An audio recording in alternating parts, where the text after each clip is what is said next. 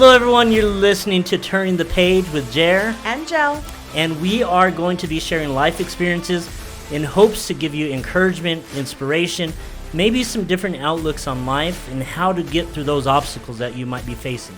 Yes, we hope to be entertaining and sharing our life stories that maybe you can also relate to. We're going to have some fun as we do this. As my wife always says, we might cry, we're going to laugh, we're going to have some really good times, but you're also going to be able to relate to our lives and some of the things that we've gone through. Yes, and our goal is to be transparent and raw with all of y'all. So, turn your volume up and let's get started. Let's go.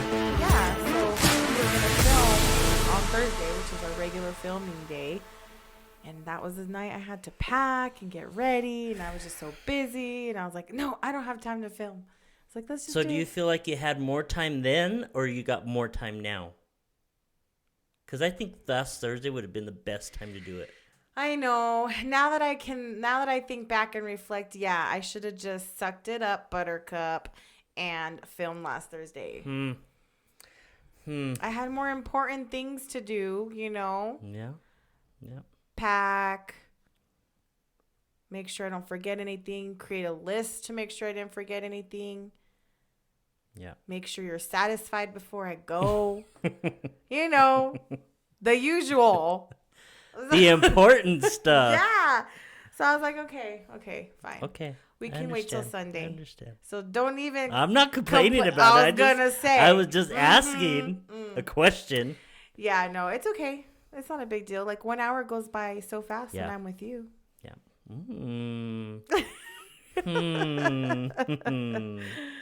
So today's awesome. topic. What is it? Because I didn't come up with it. You did. I did. I pulled up what are characteristics of stability in a family. So I wanted to kind of talk about what stability means for our family. Okay. How we imply that, or how we implement that. There you go. Implement that. There you go. Sometimes I use big words that I don't know. Wow. But I think one of the things that's really important, and especially in our dynamic, so kind of season 2 is kind of more family oriented, right? Family dynamics is what we're kind of calling this season. But in our relationship, there's a lot that goes into it. There's the fact that we've had previous marriages, and we're in our third marriage. Fourth, your third. Thank you. You're in your third marriage. And statistics, if you look at statistics based on marriage, like every time you get married, like it just, like your chances of that staying together like really drop, right? Every time you get divorced? Every time you get divorced and remarried.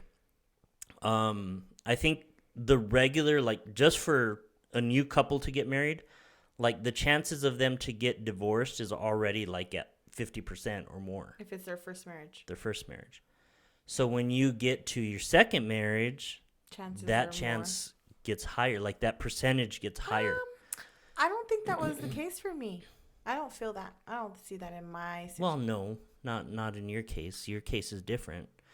But if you look at it from a different perspective, as far as like my first marriage, when I went into that, I was married for 9.5 years, and it was miserable. And I've told you that many times. It was not a healthy marriage in any sense.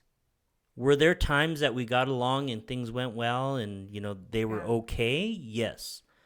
But the majority of the time, there was always an underlying issue of jealousy, of control, of manipulation, of lies, everything that went through cheating and all kinds of other stuff. That wasn't a stable family. No, it wasn't. And the way that a marriage is supposed to operate it was never in that groove of operating properly.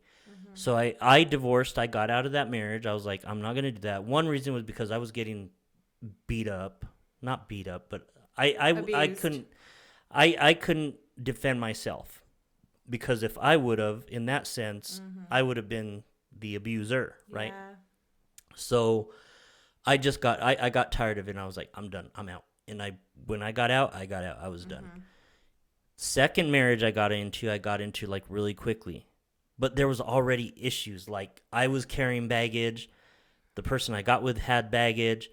She had kids. I had kids, but my kids weren't involved in my life. So I made myself a part of her family with her children.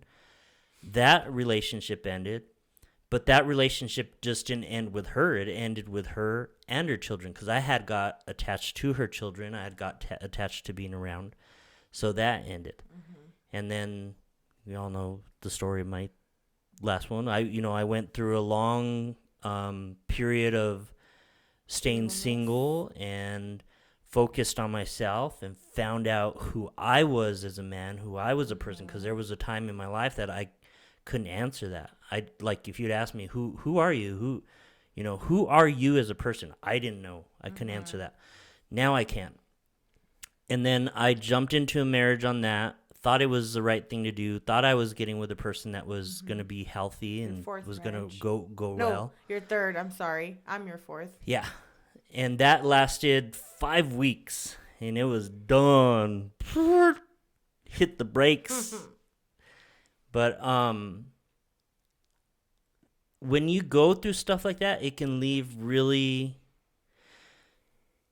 Those experiences never leave you, right? So every time you get into marriage, you kind of throw that on the person that you're with because now sometimes you don't trust that person. Oh, yeah? Well, I'm just saying, we haven't had that working in our family, but... outside, I think we can separate where we are in that sense because because of our faith, what we believe. I'm not in this marriage because I want you to make me happy. You're not in this marriage because you're looking for me to fulfill something in you or make you happy. Like we know what this marriage is about. We know we've gone through trial. We've gone through issues, mistakes, errors, all that stuff.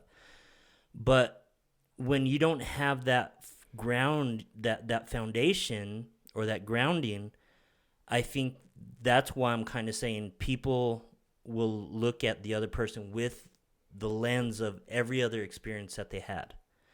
So when you and I have discussions or issues or something comes up, I make it a point to never put a lens of, well, my first wife did that.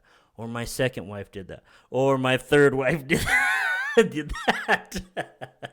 Thank the Lord you don't do that. So now when something does happen with us and we're having conversation or things are going on, sometimes I still look at myself and reflect like, oh man, am I still that type of person? Or do I bring these type of issues or problems or... Because one of the things when we first started dating, one of the main things I told you was stay away, get as far away from me as you can. You don't want to be around me. Run.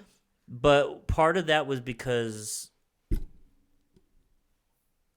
not that I didn't have confidence in myself of knowing that I could be a good husband, but it just felt like a lot of times every relationship that I would go into, it would be like, Jeremy, you're so great. Because one of the things that you told me, and this might have been one of the only times that I've really ever looked through you through that lens, right? Oh, shoot. And now it comes out. Because you told me, oh, we'll be so great together, and your personality is so good, and this and that, and you're funny, and you're the life of the party sometimes. I said that. Yes.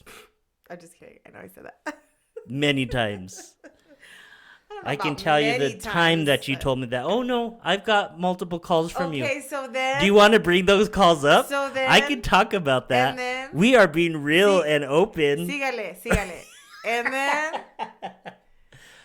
I forgot what I was saying You now. were saying that I was saying all these things about you, and you looked at me in the lens. Go ahead. So one of the things that I had been told in the past is, oh, you have such a great personality. Oh, you're so funny. Oh, Which aren't bad things. No, those aren't bad things, but you're so relaxed. You're so chill. You don't worry about other things. Well, that can be a downfall as well. Because Go ahead. Does anything come to mind? Does I see your eyes like your brain's going. No. Leave my spaghetti brain alone. Go ahead. So, I'm listening. Since I am chill and I am relaxed, I'm not high stress. Nothing really like if that sign's there and it's been there for a while, it's not gonna bother me. I know. I know. See, spaghetti brain over here. That's what's happening. I see that. And anyways, so some of my downfall is sometimes I can come off as being lazy. Yes. But I don't feel like I'm being lazy because I like, for one thing, I love spending time with my wife. That is one of my, like, when I get home from work and we hang out, whether we're cooking, whether we're doing something, I love that. Well, I do too. Our weekends, that's what we do. I do too, but you tend to pick spending time with me over getting stuff done. And tending to our responsibilities. I do. Because I don't see that as a huge importance. It is something that we do. And like there's things that need to be done and we get those things done. But do we? Yeah. Laundry always gets cleaned. Laundry always gets put away. No. Sometimes it doesn't get put away, but it's cleaned at least. Do I need to make a list? You can speak your list. We have 3 outlets that don't work. I'm working on that Both one. bathrooms. And I am working on that. And I can't straighten my hair without an extension cord. Because I have to use a further outlet that's not in the bathroom. Yeah. And that has been on the list for how many months now? 4 months. And then when the sink about 4 months. The sink in the kitchen leaked and there's a big old puddle underneath. No more. There's no more puddle, but then the underneath the flooring underneath or whatever it is sunk in. So now we got to replace it. It's still sunk in. It's not flat. So like all my stuff under there is like all chueco. Hold it. Keep on. Chueco means crooked, like not level. You know. Anyways, subtitles don't come out good when you mix English and Spanish. I know, that's why you correct the subtitles. That's why she tells me, you have errors on your subtitles. Anyways. So, things like that has also been months. Yeah. And I've told you why. Why? I told you why. Well, for one thing, I don't understand electricity all that well. I know. But I have been researching it, and I even talked to someone today to see You're supposed to call an electrician. And I told you, I know how much it costs? You know how much he charges just for an hour? It's a free consultation. Okay. Someone we know really well had him go to his house to look at something because they did something with their air conditioner. 5 minutes. Took 5 minutes. Walked in, looked at the thing, boom, did it, done. You know how much? $120. Okay. $120. And? That's for 5 minutes. That's like their 1 hour. They need to earn a living. We have 5 outlets. That's gonna no. I need to remain having a living. If I was an electrician, I'd do the same thing. I know. Well, there's a reason why they charge so much, but well, I did talk to someone that told me that one of the outlets, like the one that we use for your curling iron currently, only one of those works. The top one doesn't work, but the bottom works. In the living room, only one works too. So what that might mean is I don't know why we're talking about this on here. Sorry, we might edit this out. Because it's on my list. But electricity comes into our outlet, and then it feeds out the top into another outlet. So something might be wrong that those wires aren't either connected correctly or the outlet's burnt out. How does that pertain to family? It doesn't. I was talking about something and you got stuck on this. You're chasing rabbits. My point is that you tend to want to spend quality time instead of getting stuff done. Yeah, you put things off. Yes. So that is one of my downfalls. But the thing is, like, you handle it so much better. I don't know if it's just because you're trying to or... What do you mean? Like, you don't... Handle it better than what? You don't pressure me all the time. Oh, are you comparing me to your exes? No, I'm just saying you don't pressure me all the time. You said I handle it better. Then what? than I expect you to. Wow. Okay. So how do you expect me to handle it? No, that's good. I like the way you What do handle I it. say? What do I do? Because you make it known. You'll still tell me, like, babe, we need to do this. We need to get the sink done. And I'm like, I know. I checked and I have to buy a whole sheet of plywood. Well, can't you buy it in a portion? No, I have to buy the whole sheet. They won't allow me just to get a small 3 foot by 2.5 foot section. I have to buy the whole sheet, which is like dumb. $48. So That's dumb, but you gotta it's do what going to you have gotta to do. get done. I'm just going to have to do it. I'm going to have to suck it up and do it. But and then the outlets, yeah, I got to get done. But those are things that I tend, since I am chilling, I'm relaxed, and I'm not, I guess there's certain things I'll put more attention to. So I do try to keep things, keep that mind, like, Light. hey, if it gets dirty, like, put the vacuum on, get up, get clothes and put those things away, wash, dry, whatever. Because I don't mind doing that. The things where I do have issues, of course, is I don't dust, I don't mop, I don't. But I'm learning. I'm trying. So, anyways, But that those doesn't things concern me because, first of all, I'm really picky on how I know. I clean, I know. and so sometimes you'll clean something, and then I'll redo it because it's not to my standards. No. Which is why I think it's a waste of time that you do it, because I'm just gonna redo it. Like me putting your clothes in your closet. Well, we fixed that issue though, because Now I just put them on hangers. I And leave 'em. requested that when you wash and dry, that you just put my clothes on the hangers and leave them on the bed, and I will put them away myself for my clothes, and that Yes. helps because Yeah. I have a system, Yes, That's- and she can find her clothes when she's looking for them. Yeah. But as far as things that bring stability, I guess in that sense, what does family stability mean to you? Not dysfunctional. Do you? Well, I guess we're not. That answers itself. I mean, we're not dysfunctional. No. Family stability to me is a home that has a good foundation in their faith, right? Which I believe that we do. That's important. And mental health for both parents, right? So you and I, our mental health or mental stability, that has a lot to do with the family stability as a whole. And also a family that allows open communication. I think that has a lot to do with stability. That's good. Like, I feel comfortable talking to you and vice versa. Carter feels comfortable coming to us and talking to us about anything, and we can go to him. To me, those are all examples of a stable family. Yeah. Of a stable operational family. You know what I mean? Yeah. No, that's the same thing. Same things that I've too? had written down. Communication is important. Exercising our faith. That's the first thing that I had on there. Affection's another one. Yeah. Showing affection. Yeah. Valuing traditions or having traditions, which we do. We have traditions already? Well, we're starting. What are our traditions? You just came back from a trip. What did I do? That's one tradition, yes. He always gets me a bouquet of flowers when I go out of town and come back. When I come back, there's always a bouquet of flowers waiting for me.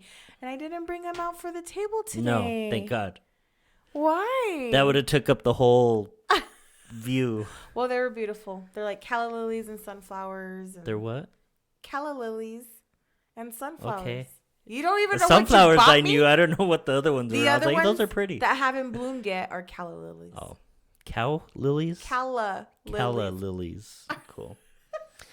Oh my God. Anyways, yeah, so that is a tradition that you started when we were dating. Yeah.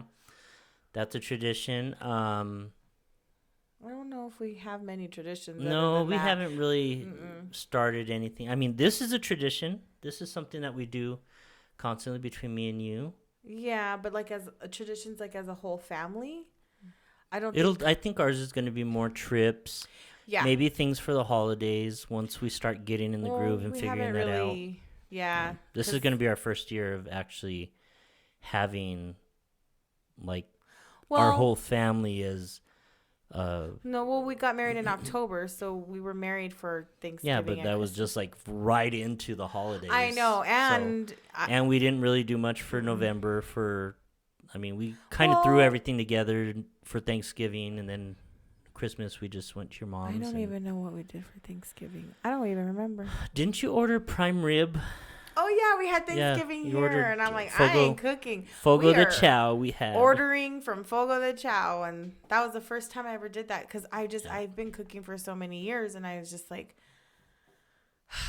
I want something easy that tastes good. Yeah. And you know what? Let me tell you something. It was stress free. I didn't have to do dishes.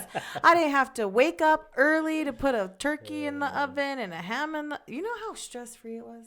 Yeah.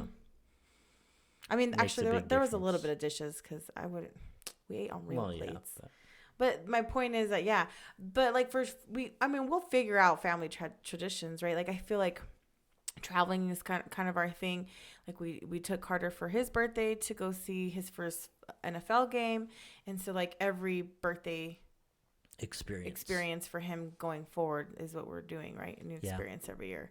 So we started that, and so one of the things that the reason why she says that experiences is rather than throwing a birthday party or giving like all kinds of gifts and stuff, one of the main things that you've wanted to do is have an experience that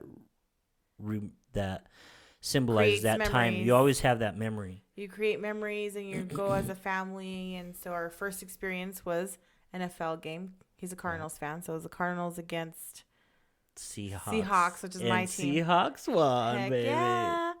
So that was his experience, right? And he's an only child, and like we didn't let him take a friend this time, but maybe this year we'll let him take a friend. And I think I'm leaning towards taking him to his first concert this year. But he wants to go to a water park. Yeah. In November. There's nothing. So I think that won't be a birthday. I think that will be like a summer thing. But when did we go to Corpus Christi? Was that before July? It was July. It was July. Yeah. So we'll figure it out. But anyways, that is a tradition. Flowers and family trips. Yep. Mm-hmm. And there's some other stuff that we'll be getting, I'm sure. Oh, yeah? That we'll start as our traditions. Well, I mean, speaking of traditions, like, did you have any growing up? Because, like, you and your parents, you guys just go out to eat for Christmas, for Thanksgiving. Like, you guys don't get together as a family and cook and, like, do the whole shebang with your extended families and your primos and your primas and your tias and tios and, like, you know what I mean? Yeah. You guys don't do that. So what did you grow up with? It was always different. So like when my grandmother was alive and my mom's aunt and uncle, we used to go to their house for everything, like Christmas, Thanksgiving. Well, Thanksgiving we would change. It would change. Thanksgiving one year we'd go to their house. Thanksgiving the next year we'd go to like my dad's stepmom's house that raised him when he was younger, and then we would go to, at that time, my mom's sister, we would go visit them sometimes. So it would kind of like be like jump all over the place. So I don't remember us like having big Thanksgiving celebrations just like at our home alone. I don't ever remember that. Okay. Like I know there's been a couple times that, So we'd go to visit other family and go celebrate with them or... Well, last year when we were dating, you guys did get together for Easter. Yeah.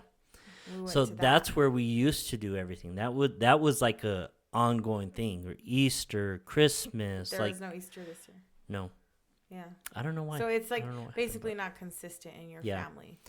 So now like we have the opportunity to kind of make whatever that is, stress me out every year? No, just kidding. don't have to stress you out. I'm just kidding. I'm just being sarcastic now. But yeah, I mean, so for me, I'm trying to think of family traditions. Like, family traditions is something that I've always wanted to do. It's always something that I wanted to incorporate in my own family. And so when Carter was born, because I don't feel like I have many family traditions growing up. Like, I'm sitting here trying to think of, well, what's a family tradition that I can't think of one. Because when you are in a divorced family, you swap out holidays. Sometimes you're with dad, sometimes you're with mom. Like for my son, I get him every other year. I get him for Christmas, and every other year I get him for Thanksgiving. We swap every year, right? So this year I get him for Thanksgiving, and his dad gets him for Christmas. That's this year. So it's always something different. But when I do have him, I try to maintain traditions. So like one of the traditions I started when he was born was that every year, and I kind of have been failing, and need to keep up with it, but I get a new ornament, and put his picture in it, and then I hang it. So he should have lots of ornaments.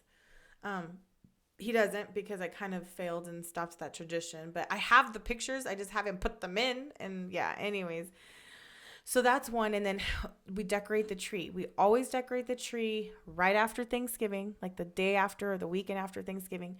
We decorate the tree to Michael Bublé Christmas album. Okay. And I make hot chocolate, and we listen to Christmas music and drink hot chocolate while we decorate. Now, Carter doesn't really nowadays care about it because he's a teenager. So he's like over it after like, I don't know, 20 minutes. Yeah. Which bugs me. But I think he'll appreciate it later, maybe. Yeah. I mean, in that, those, despite whether him not wanting to be part of that all the time, it still does create memories. It's something that he will remember. Yeah. Something that he'll eventually pick up and pass on, with his family and stuff, or, when he has his own wife and children. Yeah. And I always make Patti LaBelle's mac and cheese, Thanksgiving and Christmas. And so he knows to expect that twice a year. And he doesn't even eat cheese or mac and cheese, but he likes it, and that's the only one he'll eat. Yeah. So that's another tradition. But like, I don't know. Anything else? Every time you go on a trip, you bring me something back, and that's been a tradition. That is true. Every time you go out of town. Yes, I always bring you back a cigar or a few cigars. And this time you got a cigar and a pair of shoes. I know. I got some brand new And usually I get Carter a snow globe when I travel. I get him a snow globe from wherever I visited. This time I didn't, because, he's been to Phoenix a lot of times. Yeah. But I got him a new pair of Crocs because he requested Crocs. So yeah, I do bring back those are traditions that we always bring gifts back. But so that creates, I think, in a sense, that creates stability as well. It helps with stability. Yeah, sure. For one thing, you always feel valued. We always feel appreciated in those areas. Loved, I feel you do. For me, showing love, that's one of my love languages on how I show love is gift giving.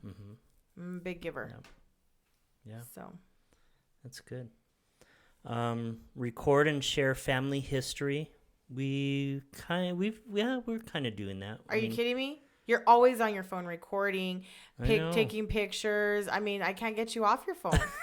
You're like worse than a teenager sometimes. But I kind of like it because we have lots of a lot of photos things to document. Stuff, yeah, to document. I used to be like that, and I kind of like the last few years I've just been so lazy in that area. I'm like, oh my gosh, I don't want to get my phone out. I don't feel like filming. I don't feel like taking pictures. I don't feel like for me, and I'm a photographer, so the fact that you have kind of taken on that role makes me so happy. Yeah. Sometimes I'm like, thank you. But yeah, I think documenting, creating memories, and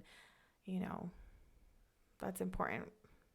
Yeah. It brings some closeness, I guess, Yeah, it does. Definitely. So definitely does. So not every family is stable. Like there's a lot of families that are Yeah. unstable, right? If you look at the part where like families don't have that stability. Yeah. And it doesn't even have to be like your family all living together. It could No. be, your parents are in a different place, your brothers, your Mm-hmm. sisters, everyone's in their own, Because thing. you can not live with them, right? You can Yeah. be on your own and your family is in a different state and your siblings in a different state and still have a stable family, right? You have that open communication no matter where you're at, and you guys share with each other and talk. But those, once you move out of the house, doesn't mean that you're always gonna have a stable family. And if you live together, there's a lot of things that can contribute to a family that is unstable. One, divorce, alcoholism, trust, if trust is broken, addiction. There's a lot of all these things. There's a lot of stuff. Death in the family. Death can create a lot of even having a new baby. That creates some unstableness for a while and getting used to a new routine. So it's different for everyone, I guess. Yeah, there's so many areas that can be affected. One of the things that I think of right away is like with my parents, like I have a really good relationship with them. So I talk to them weekly, see them every week. Like my oldest son, like he's in my life, but my two other younger children aren't. So like that's not completed. That's not whole yet. Right. Even with like my son, like with Christian, like now because he chooses to be in my life, that's affecting his relationship. Not because of his choice, it's because his mom's choice decides to make that an issue. But like there's things that aren't like it's still not. There's not perfection in any way in all of that. Yeah. But he understands that we're constantly here for him. Like me, like with my parents, I always know that they're there for us, that they're there for me. That and they're I for, think for kids, us. Children, even adult children and young children, both of them, they can recognize stability. They can recognize who is available to them, who's physically available, emotionally available. They can sense if you're stable or unstable. Like Carter, he knows when something's wrong.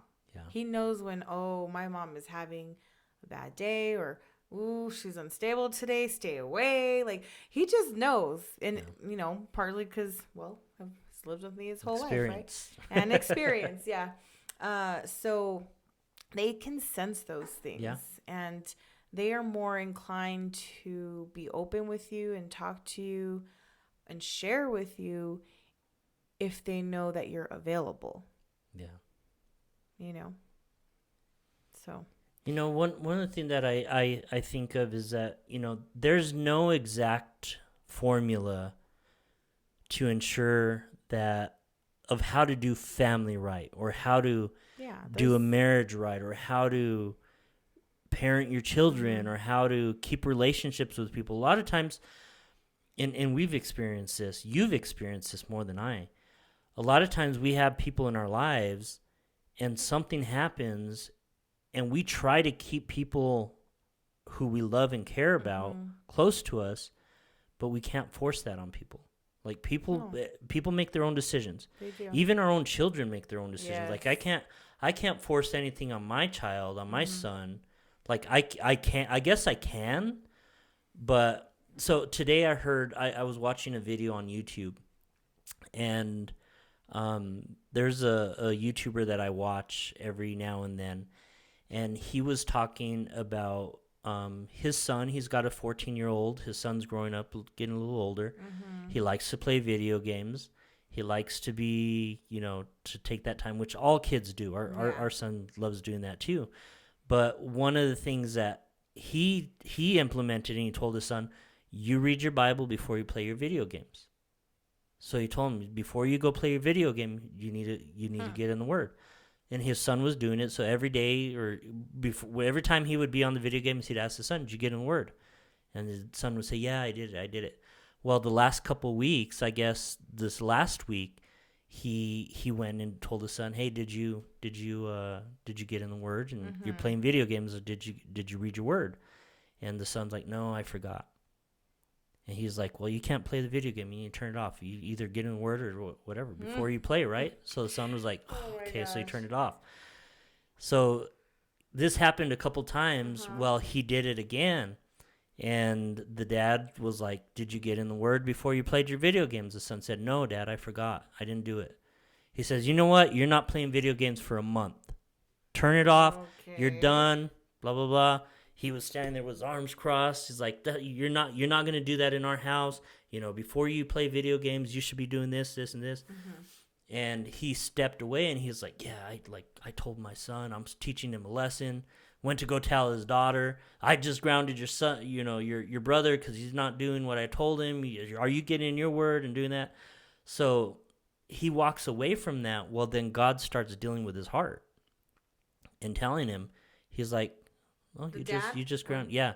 So the dad's like going off and doing his own thing, right? He's sitting around and he's spending some time, and he says he hears God's Spirit speaking to him, or the Holy Spirit speaking to him and telling him that, "You just grounded your son for not reading the Word." And he's like, yeah, I just did. "I did that for you, God." And God, he said he felt immediately like that God told him, he goes, "So is that the way I love you?" Wow. And he was like, well, no, we're our house is going to honor you. Our house is going to honor you, right? Anyways, full circle comes back around. The dad had a revelation that he was not doing what was right, because you can't force God's Word, or you can't force something on anybody. You can't. And a lot of times us as believers, or those of us that have grown up in a church, that has happened.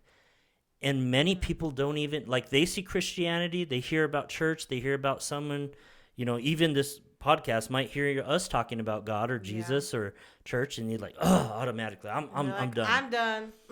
And part of me understands that, and part of me is heartbroken because of that. Right. Because as believers and is what we believe, we should trust God in those areas. What we're supposed to do is show our children. How do we show our children? By example. So if I'm telling you, "Did you read your Word? Did you read your Word? Did you do that before that?" It's going to turn them off. It's going to turn them off, because now you're making it a religion, not something that you're trying to passionately just do because you have that desire. Well, and see, I read something one day, like probably a few years ago, but I always remember it, is God just asks us to love everyone. He'll sort them out later. It's not our job to sort them out. No. So you live by example, you love them anyways, and then one day maybe they'll come around. Yeah. One day they'll start asking you questions like about your faith because of how you live your life or because of what you have shown them, right? Yeah. But yeah, I don't believe in forcing it. However, like with Carter, I can't control what he does on his dad's weeks, but for when he's on here with us on our weeks, he has to go to church. If you live in my house, you are attending church every time we attend church, and that's midweek and weekend. So it's usually like Wednesday and Saturday for us, or Wednesday and Sunday, or whatever, whenever we serve, right? It kind of varies, but for a while there, because he's involved in so many sports, he plays track and basketball and football and soccer. And right now he's doing 3 out of the 4. That takes up a whole week of schedule. A whole week. And so, his basketball practice is only one practice a week. And it happens to be on Wednesday church night. And, it's like a club, like a league. And so they don't really have games. They have tournaments, but he's been on this one for months and they've only had one tournament, but they do have a tournament coming up this month. And so I decided, like, I went to church one day and I listened to, I don't even remember what the message said, but something that day told me that I needed to be more strict in that area. And so now on my weeks, he does not go to practice on Wednesday because God comes first. Our faith comes first. Church comes first. And today, when I dropped him off at his dad, and I don't know if he told you this, but he told me that basketball coach said, I don't care if you have church or this or that or whatever it is, but you can't miss practice. I'm like, well, too bad. Yeah. Then don't play. And that's the way it is with a lot of people. A lot of people, sports are more important and more of a priority than anything for some people. For me, it's like, okay, we'll change the practice day. I mean, first of all, parents were not even asked what day works best, or, and I know it's like an issue with, I guess with like the location, right? Because they're only available on Wednesday and it's a free location. I was like, well, find another location. And if it's not free, ask parents to pitch in. I wouldn't mind pitching in. Yeah. But anyways, that's a whole other. Yeah, I think there's more behind that. There is, but he's there's a reason. But he's not going. To practice. And today he's like, but he goes, I don't care, Mom. He's like, my religion comes first, and I'm like, okay, your faith. I don't like the word religion, so. But I'm glad that he actually said that. And I think he kind of misses it, even though he gets annoyed. He's like, I don't want to go. But, like, he went this last week, and I know he enjoys it. Yeah. So there was that. And I don't like to, like, I used to be the parent that's like, you need to read your Bible. You need to read 30 minutes today, 30 minutes every day. And I don't tell him that anymore. Yeah. Like, if you live in my house, you go to church, and that's it. Like, whatever God wants to do, like, his relationship with them is his relationship with him. Yeah. But the other day, did you catch that he was like, oh, I was going to read my Bible, but he was like too tired or something? Yeah. Well, that surprised me because I, for one, didn't even know he was reading his Bible. Yeah. Did you know? Mm-hmm. So when you were sharing that story about the YouTuber and the dad and the son, I was like thinking, like, did you tell him to read his Bible before playing games? You didn't? Mm-hmm. I was like, why is he reading his Bible? This is weird. Because he's never. That's good. I mean, it's a good thing. I'm not complaining. Like, my mama heart was like, oh, good, church is working. See, I think a lot of times in many areas, we feel that we have to control that. Yeah. Like, our job is just to set the example. Our job is to show through action, through love, through, going to church and praying and hoping that, they'll make that decision. Because despite how much something is forced, and many of you are going to be watching this and have experienced this in life, you were told you need to do this, you need to do that, you need to, if you don't, you're going to go to hell or whatever the whole thing is. And there's some reality and truth to those stories and things that happen. But when something is forced on you, when you're forced to do something, like today with Carter was talking about something about he didn't understand chores. He goes, I think chores are a waste of time. I said, Carter, chores are not a waste of time. Of course he'd say that. He goes, I think they are. I have a different opinion. I said, well, what's your opinion on it? He says, it's stupid. Why do you got to do all these chores? I told him, so when you get a job and you go work for someone and they're going to tell you, Carter, I need you to go throw the trash. Carter, I need you to do this. Carter, I need you to do that. I said, do you think you're just going to get up and do it because they tell you? He said, yeah. I said, why would you do that? Because it's my boss. I said, but you won't do that for your own mom? You won't do that for your own dad? Wow, babe. And he goes, well, that's different. I said, no, it's not different. I was like, you have to learn responsibility and you have to learn like commitment. When you're working for someone, if you don't have that drive, it doesn't just come. Mm-hmm. They're going to tell you, go do something. You're going to, I'm working at Chick-fil-A. Mm-hmm. Oh my gosh. The kids that you knew never had chores, never had responsibilities. They stood out like freaking a light bulb was shining on them the whole time. How do I do that? And then other kids that were walking around, like you knew they had those responsibilities at home. They knew, oh, hey, that trash can's getting full. I'm going to grab it and go throw it. No one had to tell them. Mm-hmm. I even had a guy one time, there was some napkins and some stuff that was on the floor because whatever, I guess it was a rush hour. Yeah. Lunch just ended. One of the kids walked by. I was talking to the business owner that I was talking to, and we both kind of see the guy walk over. He picks up a napkin. He picks up another thing, takes it to the trash and puts it away. And he's like, who told that guy to do that? And I said, no one told him to do that. I said, he saw it and he went and took care of it. He's like, common sense. But that comes from your upbringing. So Did you share that with Carter? no one had to no, I haven't yet. He was jumping, getting ready to get in the shower. You were getting changed and stuff because you were getting ready to take him. But that was like when I was already back from Phoenix? Yeah, this was just a while ago, like about an hour ago. Oh wow. So I had talked to him, but that type of mindset doesn't just come, and he thinks that, oh, I'm gonna go get a job and I'm just gonna stand out because I'm Carter and I'm cool and I love sports and I love this. Yeah. But I've had people that have worked for me that have done that, and they don't have that drive, and they stand out, and you constantly have to tell them, hey, go do this. Hey, can you do this? Hey, can you do that? Like, hey, that's like right there. Can you do something with that? And so.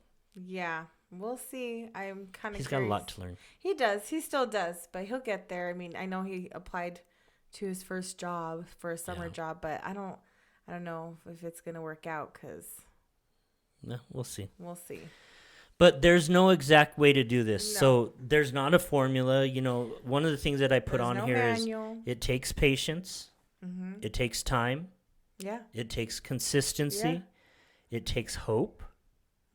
It takes faith. Okay. Right?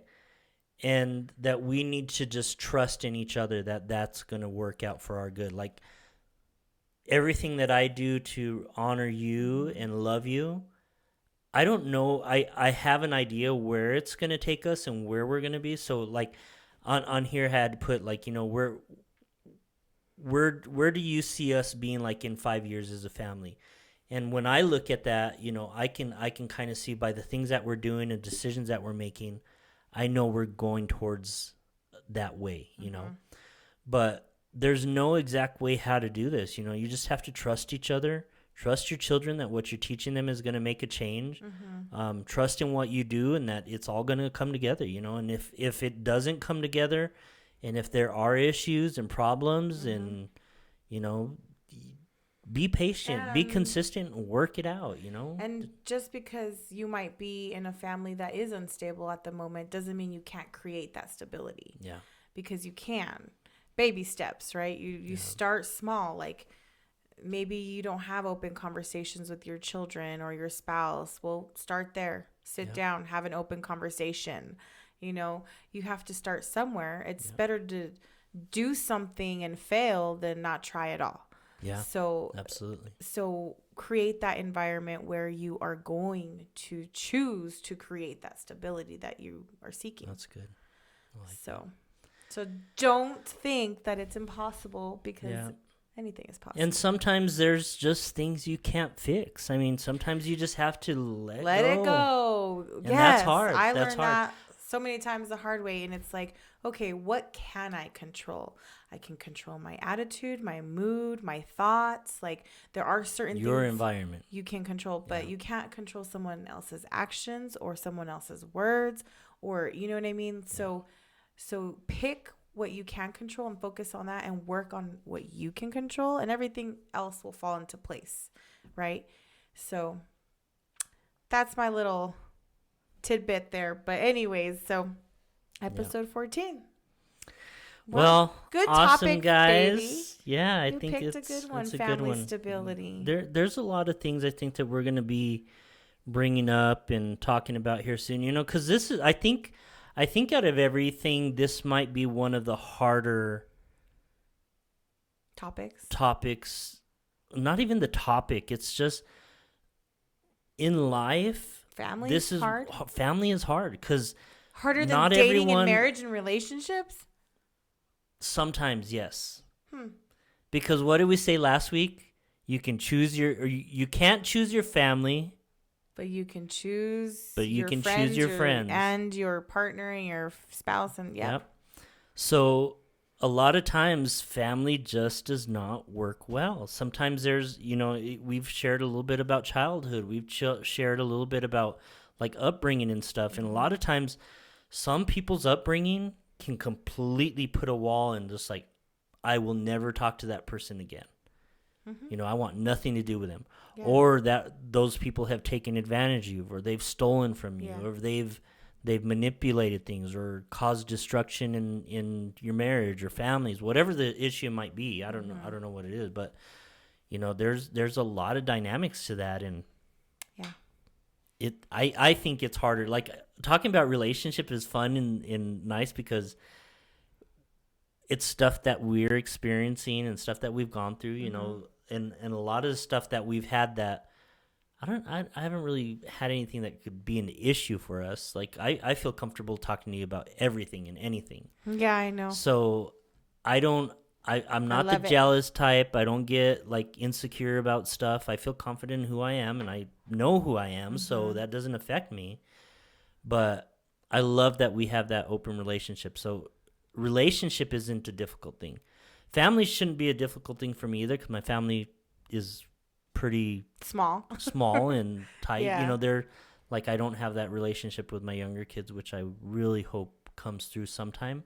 Me too. But other than that, everything else works well and good. So and I believe it will work out someday. Well, thank you guys for sticking around for season 2 and our episode 14. And we hope that you continue to support and watch and comment and share your thoughts and ideas with us. Yes. So thank you for turning the page with Jer and Jel. Awesome.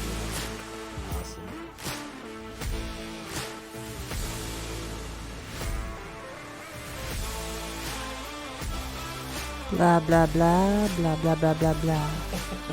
Blah, blah, blah, blah, blah. Ooh, that took a while. My computer is so much better than yours. Yours sucks, mine's great. Wow. Me and you and on that at the same time. Good, because it was a distraction. And guess who noticed? Desiree. She kept noticing that you kept doing something and looking down at something. Negative, Charlie. You didn't clap. I don't have to clap. Why? Because the audio's in there. It's all together. I don't have to pair it. So right now that we're talking, I'm still gonna clap. I don't have to pair it. I'm still gonna clap. That's part of our thing. Okay. Clap. Do whatever you want. Clap, do whatever you want, baby. You clap. You do whatever makes you feel good. That's what starts it. The clap. It's like and tape. Well, we are episode 14 already. Yeah. I can't believe it. Season 2. Wow.